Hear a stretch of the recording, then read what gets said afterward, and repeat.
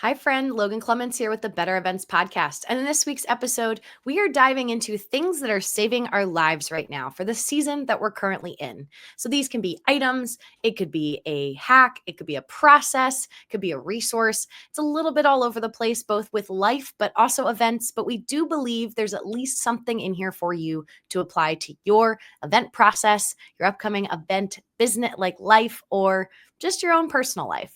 This is inspired by the Lazy Genius podcast, where their host does a similar quarterly installment of things saving her life right now. So we want to thank her, and we will link to that episode here in the show notes. But without further ado, let's get into the episode. Welcome to the Better Events Podcast. Join two event strategists, Logan Clements and Mary Davidson, who believe we can all create, host, and attend better events. In this podcast, you will learn about event strategy and actions that you can use today as an event host, planner, or manager. Hear directly from the people who are creating innovative and inspiring events today and tomorrow, and grow your business along the way. Now, let's get started, and thanks for listening to the Better Events Podcast. Hello, everybody. Welcome back to another week of the Better Events Podcast. This is Mary, one of your co-hosts, and I'm joined by Logan, our other co-host, and we are really excited for today's episode, as always, but it's going to be a fun one we're personally excited about. Before we get into it, we, of course, have our conversation starter. So, Logan, hello, and what is a situation or scenario that makes you feel like you're a kid or a teenager, again, pretending to be an adult? This one hits home, Mary, because I have not had a car for a large number of years, probably since college. And now I do have a leased vehicle that I've been using. And I recently had to take it in for a warranty part that they wanted to double check that everything was okay. And I felt like a small child. I called my dad on the way. I was like, I don't even know what I'm supposed to take in. What do I say when I get there? Like, I made an appointment online, but it was just one of those, I was like, I have not had context at all of having to deal with car problems. I'm a big city lover, listeners. I love walking. I love public transit. When I lived in China, I was all over that subway all the time. So it is just a funny thing to all of a sudden feel like you're like a kid again, being like, I'm unsure of what to do. So that's my answer. Mary, do you have a scenario or a situation that makes you feel like you're just pretending to be an adult? Yeah, I thought this was a funny question. I don't know if this is a good answer, but anything to do with insurance. Like, I still don't understand what prorated means. Or when they start talking costs, I'm like, I don't understand. I don't get it. It doesn't make any sense. And all of the other words also don't make sense. So if you're in insurance, shout out to you. I almost was like, I should go get a job in insurance just so I can understand it. I love it. Yeah, listener, hopefully you have something that still makes you feel like a kid again, or just unsure of how to do these things, because adulting can be hard sometimes, no matter how old you are. Before we jump into our episode, we do want to plug our 2025 Better Events Conference. Registration is live, and we are bringing you content not 1, but 2 days. And this year they are spread out. So the virtual day is going to be on Wednesday, October 1st. And then our in-person day is going to be Thursday, December 18th in Seattle. So you can purchase tickets. They range anywhere from $55 to $169. And think of this as your kind of your unconference, in the sense that if you've ever been to an industry event and you said, I wish I had more time to connect with others about the topics we're talking about, this is the conference for you. So Mary and I are both very passionate that we have something out there that nobody else is doing for event pros. And so we hope you choose to join us on October 1st and December 18th. We'll put the link there in the show notes. And a little bit about why we chose this topic. I am a big fan of the Lazy Genius podcast. And so we're going to link to this episode that inspired it. Once a quarter, the host takes note of what is saving her life in this particular season. And I just always find it so enlightening. I get a recommendation or two from her list. And I just figured Mary and I are also going through different seasons of life. And so while we offer you bonus tips every episode, this is kind of, I would say, like maybe the bonus tip of bonus tip. But we are going to do saving our life is nice in general. It doesn't necessarily mean event related, but I think if you're a happier person, you're going to be better at events. So, yeah, our current list of things could be physical things. They could be processes, resources, or just anything that you can apply to your life. So, Mary, do you want to kick us off with the first thing that's saving your life right now? I do. So some of mine are a mix of like, event work stuff or not, like you just mentioned, Logan. I guess I'll start with an event related one. So one of the things saving my life right now are templates. And um, these to me, they just save so much time and they also help prove credibility when I'm working with a client because there may be a level of service that I'm not providing to them because it's not part of the scope, but I can send them a template. Like we've created these things where it still adds value without having to create any more work for us because the work was done once and we can just reuse it. So it's great for clients. It's great for us when we need to, start from scratch kind of, or, remember what we've done in the past. So I'm just a huge template person. It saves so much time. You can use a lot of templates. You could create them. You could use some from other people. You could find them online. There's lots of different sources, but templates are definitely saving my life right now. Logan, what's your first one? My first one is related to social media. And so it's an app. It is called the Opal app, OPAL. I will link to it in the show notes. I'm also holding my phone up for anyone watching us on video. It is an app that you can go in and essentially lock yourself out of certain apps. For me, it was Instagram, to be honest. I was mindlessly scrolling.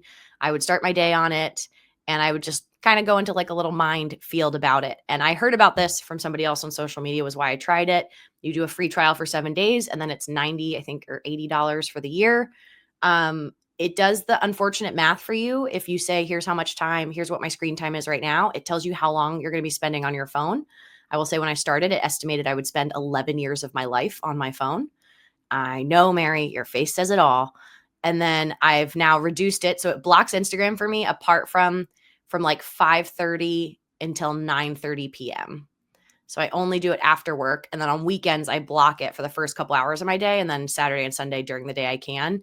And it has been really good in the way that I was using the like time, whatever you call it, what is it, the app limits inside the Apple your phone, but I would just hit ignore and just ignore and it didn't do anything. I'm currently on a crazy streak.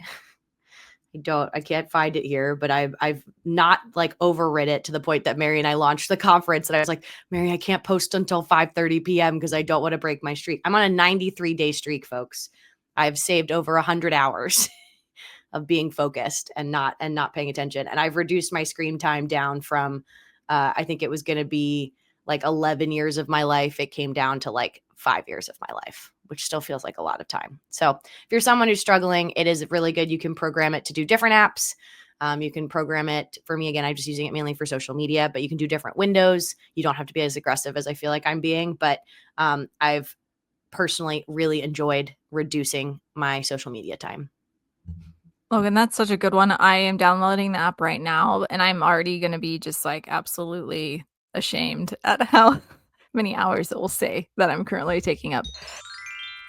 Hey y'all, Sean Walker with Audio Engineers Northwest here for this month's tip.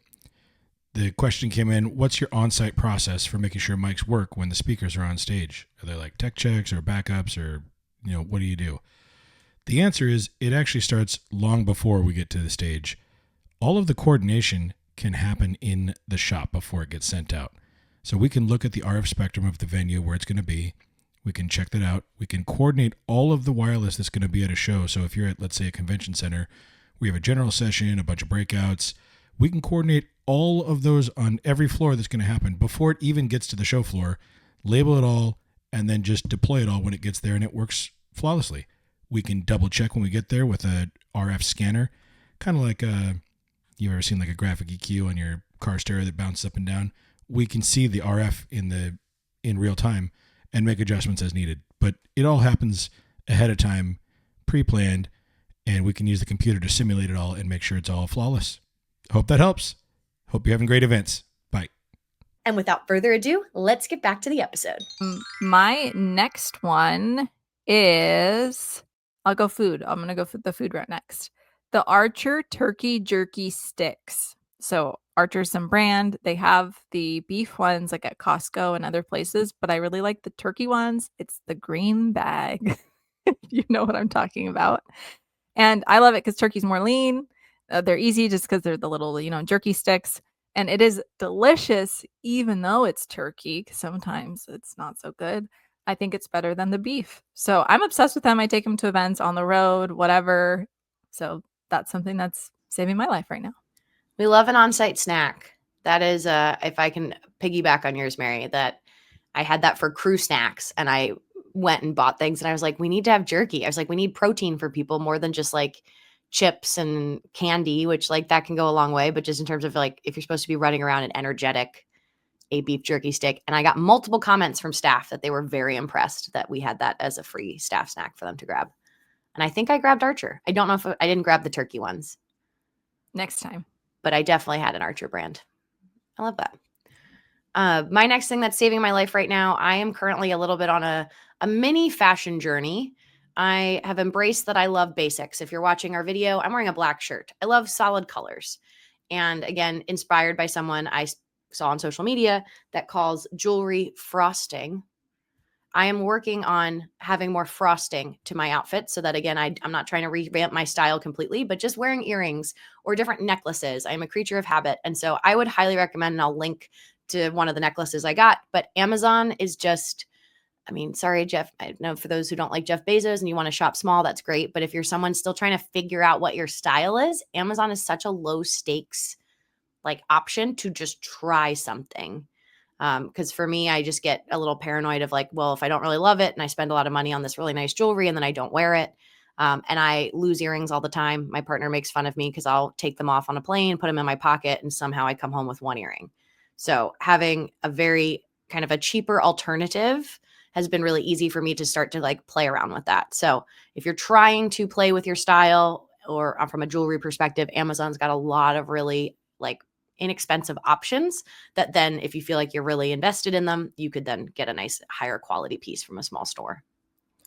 Logan, I have noticed you've been wearing jewelry more, but Thank I you. didn't like not notice enough to say something. But now that you said that, I'm like, oh, I think I've been seeing that. So Yeah. I have a good couple job. like beachy necklaces I've been wearing this summer, and I've had multiple people compliment me on them that I'm like, thank you. That's my frosting because I'm wearing a plain white shirt. But if I have that and an earring, I just look a Voila. little more zhuzhed up. Yeah. Love it. All right, my next one is walkie-talkies, which we've talked about before. We've given walkie-talkies a moment, I think, in the past, but this is their moment again. Why do we not use them? That's the question I would like to pose to the event world. Why do we not? There's so many good uses and like positive reasons to use them than to not use it. If you have like an earpiece, because keep that in mind. Obviously, your event might be quiet or something like that, but walkie-talkies are saving my life. They're saving my feet. They're saving my body. They're saving my team. I just couldn't say it enough. I love them. I don't own any, but now I think it's finally time that I want to invest in some. I'll give you a lead on the ones that we use at Sky Song for Archie's property. And Yeah. I feel like that is such an unsung hero of an event at times, because if you've ever done an event without walkie-talkies and then you add in walkie-talkies, to your point, Mary, saving your feet, just having a quick direct line to be like, is someone nearby Mm-hmm. versus because what's the alternative? Text. Texting, Yeah. calling, and that's not as instantaneous as it's like, I need someone over there now. All right, my next one thing that's saving my life right now is shopping at my local bookstore for books. So sorry for those, I said Amazon, but I will say books at my local bookstore here in my Ballard neighborhood of Seattle. I love it. I probably have a book buying problem at times. I don't think I've talked about it here yet, but I also have Marie Kondoed my life several years ago. And one of her big things is the whole idea is that gifts or items, they come into your life. And if that's the part that they serve their purpose of just coming to you, you then still need to let them go. And so I have every year or so, I kind of go through and I audit the books I haven't read yet. And I acknowledge I get joy out of buying books. And sometimes I don't end up reading them because, like my example, I was telling someone the other day, I was like, I went on a higher education kick. I bought like 6 books about higher education. I don't know why. In the moment, they were interesting to me. And then they sat on my shelf. But I will say my local bookstore, they have a little section right when you walk in that says staff picks.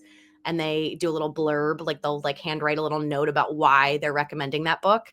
And I have found some really good books out of that. And I thoroughly enjoy it because it gets me out of my genre or my like go-tos. And it just makes me really happy because then I also feel like I'm supporting my small businesses and my small book buying addiction. And that's awesome.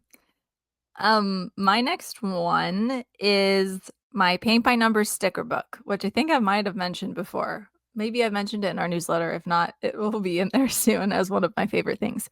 But it's saving my life because it gives me, just like a relaxing thing to do, very zen. And so it's like a paint by number book, but with stickers. And it is for adults. I'm sure kids can use it too, but it's actually kind of hard. You have to like line them up and they don't come off the right direction. So you have to like figure out how it fits. I'm obsessed. It's also very like aesthetically pleasing. And so they look really lovely. And yeah, I just any type of cozy activity like that, I'm super into. And that's kind of my new thing lately. Yeah, it just helps you. Is it like just helping you unwind and slow your Absolutely. brain Yeah. down? Without having to look at my phone, or do something like that. Yeah, anything that yeah, analog, but get your hands going. That's nice. My next one that's saving my life right now is event related. It is gaff tape, GAFF. It is the favorite tape of anyone in the production world. Why is it different than other tape? Because it doesn't leave a sticky residue on the cables or the floor or wherever you put it. But I was recently on site for an event and I bring fun colors with me. I've got hot pink, blue, green, all these colors, and I have them on me because you never know what you need it for. I have recently had a scenario this week that I needed a white tape. So I will be buying some white gaff tape to add to my kit. And I'm going to digress a little, Mary, because I think this is really important for listeners. Slash, I'm just curious if anyone else does this.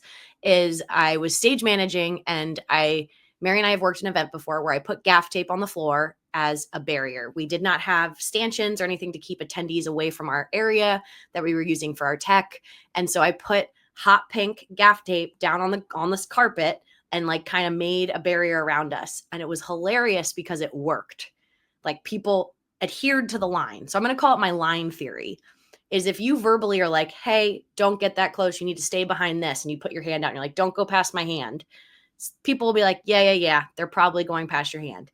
If you draw a line on the ground using tape and say, don't go past the tape, people really listen. And I used this with some pro athletes recently. And I made my producer laugh because she's like, I've never heard of this, Logan. But I put a line where I'm like, you can't cross the line because then TV can see you. So you got to stay behind the line.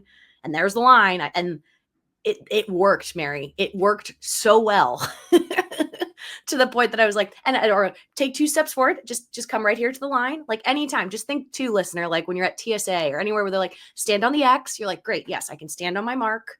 Like I didn't make this up. This is definitely a wider thing, but I've applied it to my very specific role in events, which I laugh that having tape. And I luckily had a blue that was kind of matching the colors. And I asked permission. I was like, can I put tape on the ground? No one's going to see it apart from people walking by being like, what's this random tape? But it was my line and it worked. And I didn't have people get caught poking their head around a door and TV seeing them. So you can steal my line theory, listeners. Humans are funny because we just join any line even if we don't know what it seems like a line, so we're gonna join it. And it's the same thing, also physical, like an actual line with the gap tape is something that's not in my event kit, and I keep meaning to put it in there, so this is a good reminder for me to get some gap tape. So thanks, Logan. You should. I will say it's more expensive than you think it is. It is more expensive than like duct tape or masking tape, but it is so useful.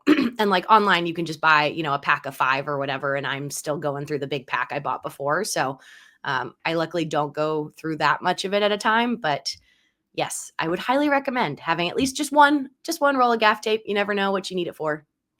And also when I work with venues, they'll let us use gaff tape on like their podiums and stuff like that to put a sign up, but not other kinds of tape. And like painter's tape normally doesn't hold it up. And so yeah, there's many purposes for it, not just on the floor. All right, my next one is more of a ideology that's saving my life right now. And it's not just living for the weekends, but also living for the weekdays. Like it's the mindset of living for the weekend. Like you're going to schedule all your fun things on the weekend. I just can't wait till Friday. I can't wait till Saturday. Like that type of mindset, which many of us have because we work in, a traditional work environment. But I saw some influencer content creator on Instagram who said that he was trying to live more for the weekdays. And so every night after work, he tried to schedule something interesting to do. And how sustainable is that? I don't know, but I really like the concept. And so I started trying it. And it's just little things. I like trying to intentionally schedule time to like see friends or some type of get together, or going to like a yoga class at night, or hot tubbing. But it's not just sitting down watching TV, sitting down on my phone. Like it's doing just something that I would maybe do on a weekend And it's made my days feel so much longer, which is actually I think it's a really fulfilling way to like want to start work the next day because you did some fun things the day before. And of course, you can't do this all the time. Yesterday, I had stuff planned and I was overwhelmed and I canceled it. But the majority of your week, if you could have some fun stuff, I think that would be great. And it's been helping me right now. Yeah, and I think for the season we're in, right? Like with summertime here in the Pacific Northwest, our days are longer. So you could be done work at 5 or 6 and you still have 3 hours of sunshine, which, yeah, it's been a day or two I've been pretty tired that I'm like, oh, I feel a little lazy just laying on the couch and wasting the beautiful weather that is outside. So living for the weekday. That's a good one.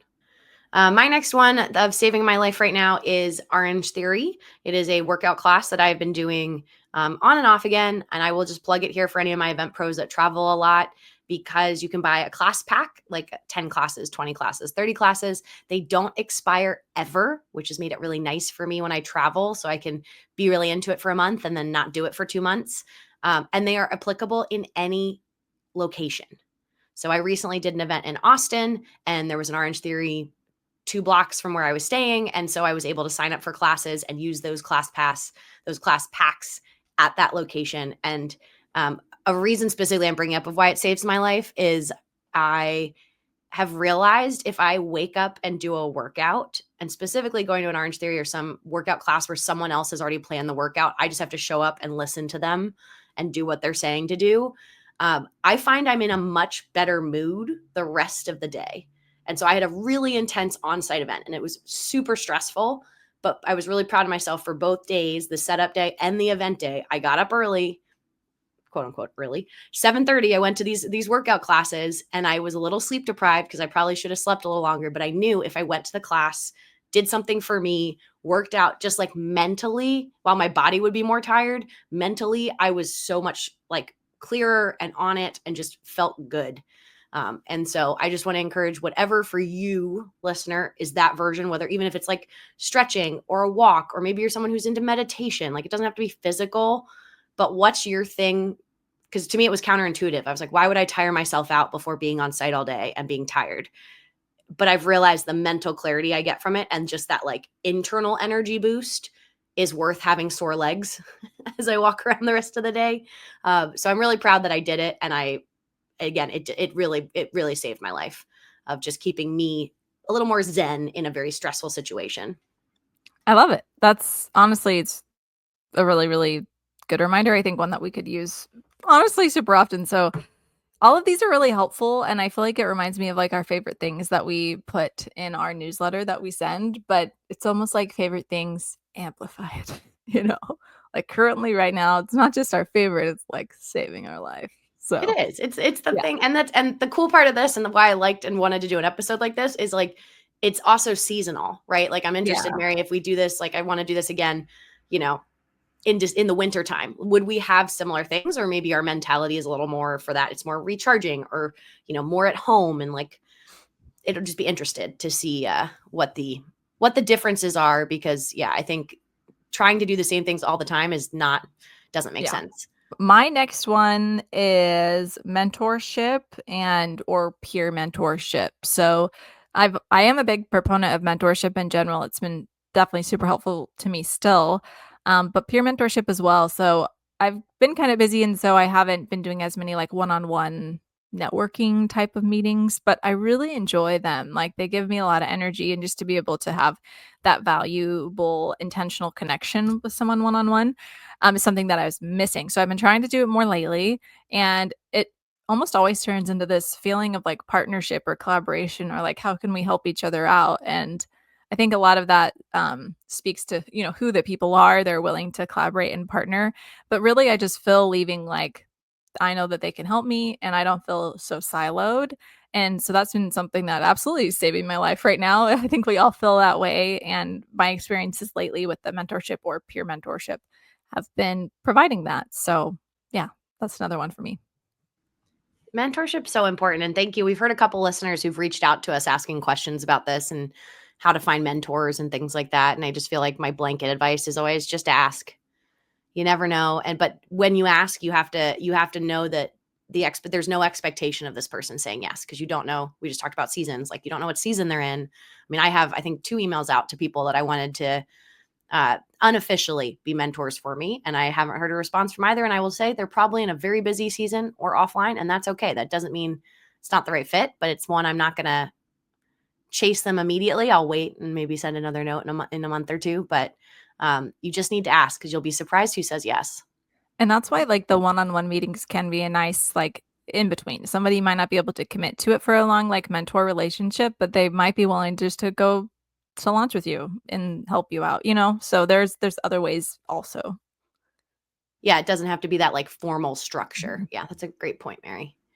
My next thing that's saving my life right now, and I definitely talked about this in some degree, but I'm going to keep saying it, is my protein coffees.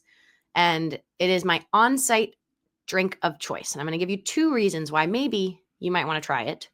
Number one, well, what is a protein coffee? I guess is I get if you're a coffee drinker, I get espresso at home. Here I have a little espresso machine. It's a shot or 2 of espresso over ice, and then I pour a protein shake on top. If you really love coffee, you can do a coffee flavored protein shake, or you can do like a vanilla protein shake. And that is something that I make at home. Just again, it makes me feel good, like I'm like doing something for myself. I feel like on-site meals are sometimes lacking in protein. They're usually like a sad sandwich or even pizza. Like there's not really much protein in that. But also when I'm out and about, and if I'm going to a hotel or a Starbucks or something, getting an espresso, my second reason of why you would like it maybe is getting an espresso over ice in there. You just ask for the big cup. It's only like $3. It makes the cost of like getting a latte a lot cheaper. And I did have a barista when I ordered it was going, protein coffee, like the minute, and it's the only one. He's the only guy who's like called me out on it, of why I'm like, I want a double espresso over ice, but in your venti, very big cup. And he was like, protein coffee. I was like, yeah. I was like, that's how I'm starting my morning. So again, maybe you hate coffee, whatever your version of this. I used to drink Emergency every morning before I went on site. So it's evolved as I've evolved. But again, just something, I know most of us as event pros on site are just dehydrated and undernourished in certain ways. So just figuring out for you what that is. And for me, it's always easier doing it in the morning, because then it's done, checked off my list, and then I can run around and do all the things I need to do. I don't know if this is what you're saying, but now I want to try to put protein and Emergency together and see what happens. Ew, I know it sounds disgusting, but hey, 2 in 1, like you're saying. True. You could, Maybe. you know what would be good? And I guess, sorry, I should clarify. I do the like pre-mixed shakes, like the Premier Protein. Okay, It's not the powder? not powder, Good call, not good powder. call. It's the pre-mixed shake, and you could do muscle Okay, milk. You could do any of those. So it's already pre-mixed, and I love that because I think it tastes I do less better. chalky than Yeah, powder. But yeah. I do think you could do, if you did vanilla protein premix shake With with like Emergency. orange Emergency, would probably taste like a Yeah, creamsicle. yeah. Try it, let us know, or we'll It try it and let you know. Might be disgusting.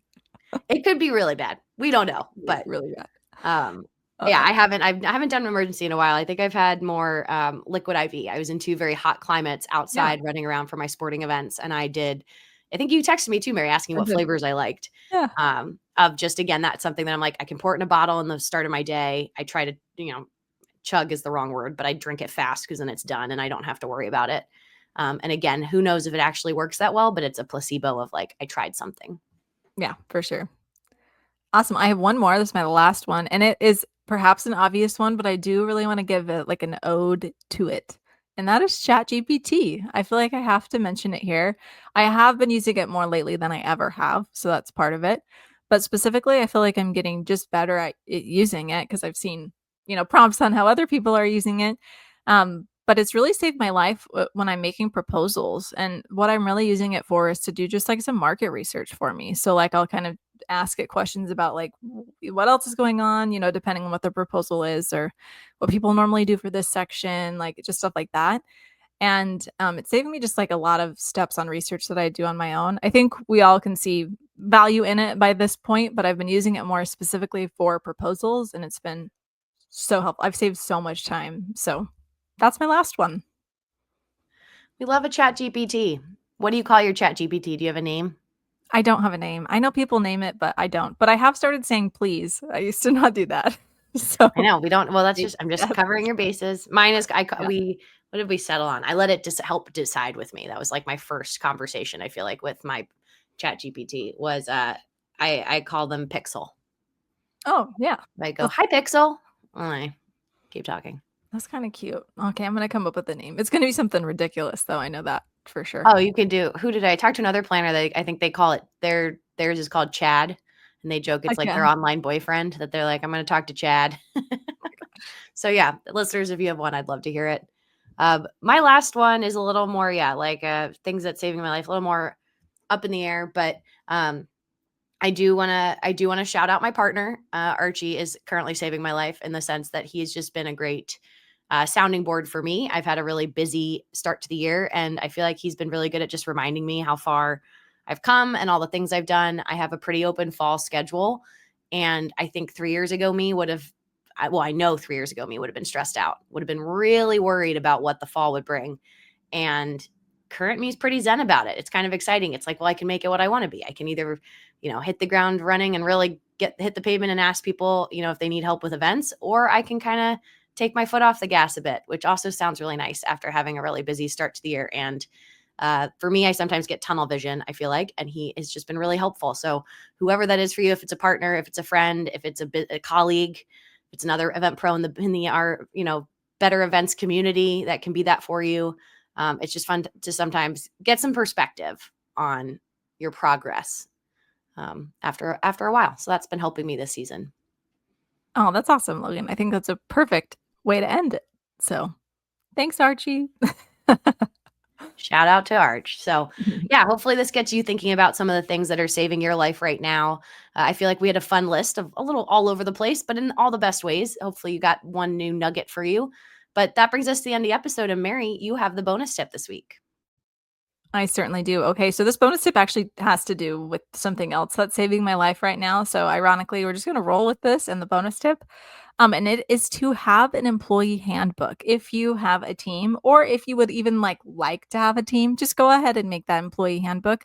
I know when I was making it, I used templates. I borrowed someone else's and just kind of built off of it. And I remember as I was writing it out or editing it, I was like, I don't know if I'm ever going to have to deal with this, or I don't even know what that section really is, but it's in there, like that type of stuff. And now that I've gotten into like just different circumstances, I am like, now I know why that exists. Oh my gosh, thank you, past self, for actually having some policy in there that I've never thought of ever again, but now I need it. And so, yeah, that's my tip is if you need it, make an employee handbook ahead of time, be proactive, even if you don't understand everything that's in there. It's a great one, Mary. I'll probably use Pixel to help me come up with my own. I am a employee of one. I don't know what my handbook would look like, but you never know. Future me might appreciate it. So thank you. That brings us to the end of the episode. You can follow us on Instagram, Facebook, and LinkedIn at Better Events Pod. You can always send us an email at bettereventspod@gmail.com. As you heard us mention, you can join us for the 2025 Better Events Conference. To learn more, visit bettereventspod.com/conference. And as always, you can connect with Mary and I directly on LinkedIn. We love hearing from you. Just please mention that you heard about us through the podcast in your little note when you send that invite. And if you want more Better Events content, or just to support the work that Mary and I are doing here on the podcast, join our paid private community on Substack. As always, we thank you for listening, and we'll be back in your feeds again next Wednesday.